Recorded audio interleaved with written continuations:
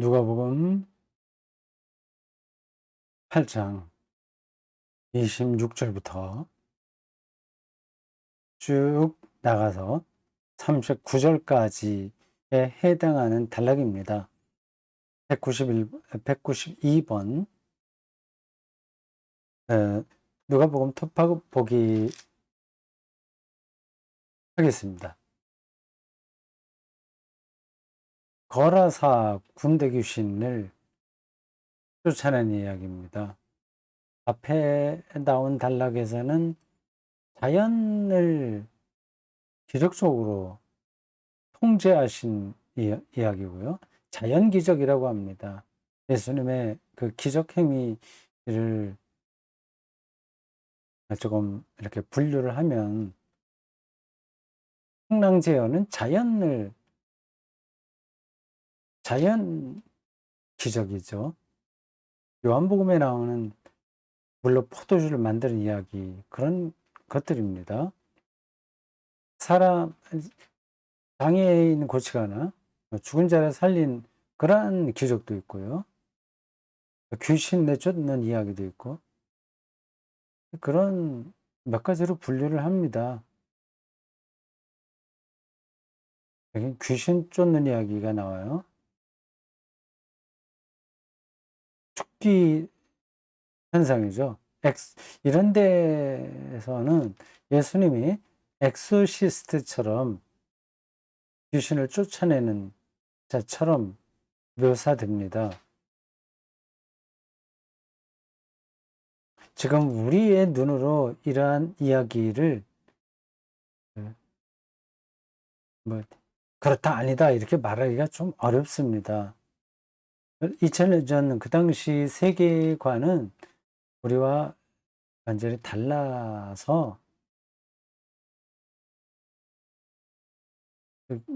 그 주술적이고 마술적인 그런 일들을 그들은 자연스럽게 받아들였습니다. 점성술이 그 당시에는 첨단 자연과학이었어요. 그러니까 오늘의 그 관점으로 이 이야기가 사실이다 아니다 이렇게 말하는 건 옳지 않습니다. 앞에 나온 이야기도 사실은 마찬가지예요. 자연을 저렇게 풍랑을 말 한마디로 조용하게 만든다. 그 하는 게 과연 가능하냐 하는 거죠. 그러면 이러한 초능력이 예수님에게 있다고 한다면 로마 군대를 그냥 폭풍을 멈출 수 있으니까 폭풍을 또 만들어낼 수도 있는 거죠. 그런 능력으로 다 쓸어버리고 그 예루살렘과 유대에 평화를 실현할 수 있지 않겠습니까? 그러니까 여기서 묘사된 그대로 예수님이 폭풍을 뭐 조용하기도 하고 만들어내기도 하고 그런 분이다 그렇게 보면 곤란합니다. 그렇다고 해서 이 이야기가 완전히 꾸며낸 이야기다 그렇게 봐도 곤란합니다. 그들이 제자들이죠. 어떤 사건을 경험한 건 분명해요.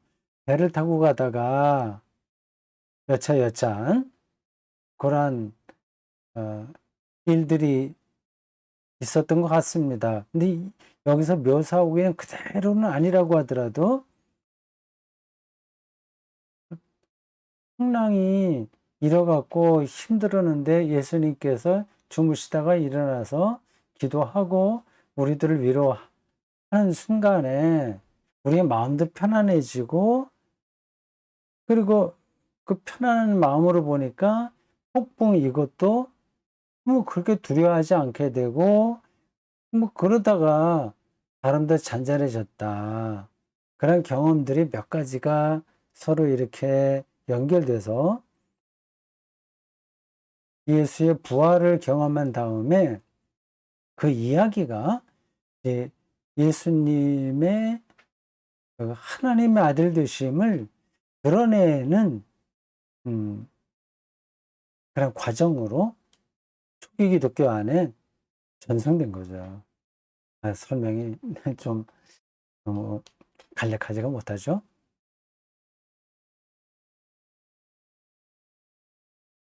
그러니까 앞단락에 있는 것을 좀 신앙적인 교훈으로 삼는다면 예수 그리스도는 우리 삶에서 일어나는 바람과 물결 같은 것까지도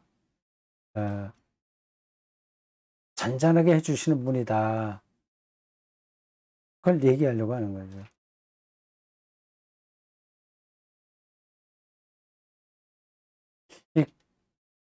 그러니까 위에서 있었던 이런 비슷한 장면은 제자들에게 여러 번 있었을 겁니다. 그러니까 갈릴리 근처에서 예수님이 활동 많이 하셨잖아요. 제자들도 거기서 전업으로 그 어부 활동을 했고요. 그러니 예수님이 배를 타신 적이 많았을 겁니다. 그러니까 여러 경험들이 제자들에게 남아 있겠죠. 어떤 때는 뭐 잔잔했을 때도 있을 거고, 어떤 때는 정말 돌풍이 일어날 때도 있었고, 여러 가지 그 기억들이 이렇게 남아 있었고, 그게 이제 예수님 십자가 부활 사건 이후로 초기 기독교 공동체가 자리를 잡으면서 구전되고, 그 구전들이 일정한 방향에 따라서 편집되면서 초기 기독교의 예수님에 대한 소중한 기억으로 자리를 잡았겠죠. 이 거라사 인 땅에 간 이야기도 그와 비슷합니다. 귀신 들린 자가 있다고 그랬죠. 그 돌풍이 일었던 그 갈릴리 호수를 이제 지나서 남쪽으로 갈릴리 호수 동, 동, 동남쪽, 남동쪽으로 치우쳐 있는 이방인들 지역으로 왔습니다. 사실은 뭐 유대인과 이방인의 그 경계선이 사는 곳이 딱 선이 거의 있지는 않았어요. 예루살렘하고 유대 지역은 좀 분명하긴 했는데 그 이외의 지역은 같이 걸쳐서 살지 않았겠습니까? 뭐 사실 그 국경이라고 하는 것도 그게 된 지가 그렇게 오래되지 않습니다. 인류 역사에서요. 서로 겹쳐서 살았어요. 특히 근동 지방에는 여러 종족들이 모여 살았기 때문에 그렇게 딱 국경을 그어서 여기는 유대, 여기는 뭐, 뭐 다른 나라 등등 그 블레셋이라든지 이렇게 나누기 힘든 거죠. 이 거라사인 땅에 들어갔습니다. 어쨌든 여기는 이방인들이 사는 땅이에요. 전체적으로 보면 그렇습니다. 귀신 들린 자가 예수를 만났다고 합니다. 귀신 들린 자. 뭐 그 당시에는 툭하면 귀신 들렸다고 하니까 뭐 저런 표현들을 아주 이상하게 생각하지 마십시오. 병에 걸려도 그게 귀신이 그랬다고 하거나 아니면 죄 때문에 그렇다거나 다 그렇게 생각했거든요. 저 사람 죄인이야 하면 그런 게 아주 일반적이었습니다. 지금 우리가 사용하는 언어하고는 그 당시에는 달랐다. 그거를 전제하고 읽으셔야 됩니다. 이 사람은 옷도 입지 않고 집에 거하지 않고 무덤 사이에 거했다. 마치 노숙자죠. 뭐 현대에도 노숙자들 많이 있지 않습니까? 그들을 귀신 들렸다고 말하면 곤란하죠.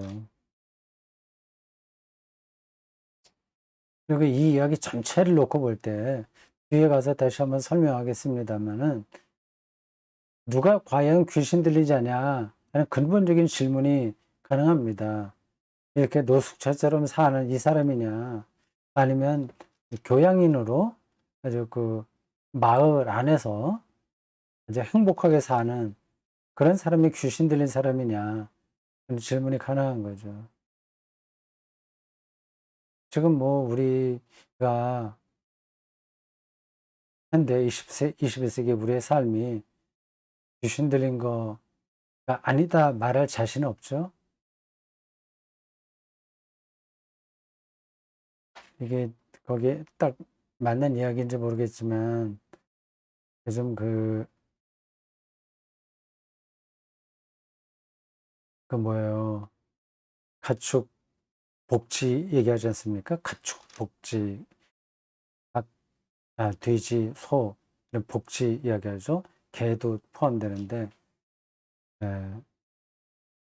그냥 공장에서 찍어내듯이 그걸 키우잖아요. 음, 그걸 먹고 우리는 즐거워합니다. 하여튼 귀신 들린 건지 모르죠, 우리가. 그런 식으로 먹을 거를 해결하니까. 어느 날 그런 생각이 들었어요. 그 닭이 요 조그만데 뭐 A4 용지 들어갈 정도의 바닥이 A4 용지 크기에 거기 한 마리씩 다 들어가서 그 닭을 낳고 알을 낳고 키우지 않습니까? 그러니까 우리가 아파트에서 딱 들어가서 포개져서 이렇게 살잖아요.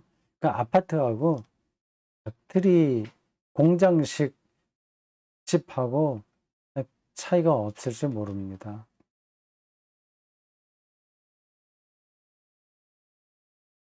그 이제 우리는 익숙해져서 아파트 삶이 자연스럽다고 생각하는데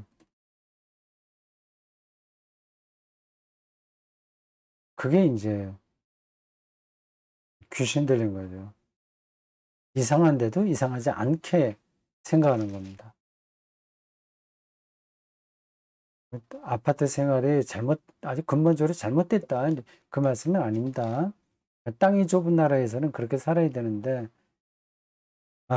그게 이제 부동산 재테크의 수단이 되고 하는 그런 등등의 문제, 그걸 우리가 자연스럽게 받아들이는데, 귀신 들린 거 비슷하지 않을까.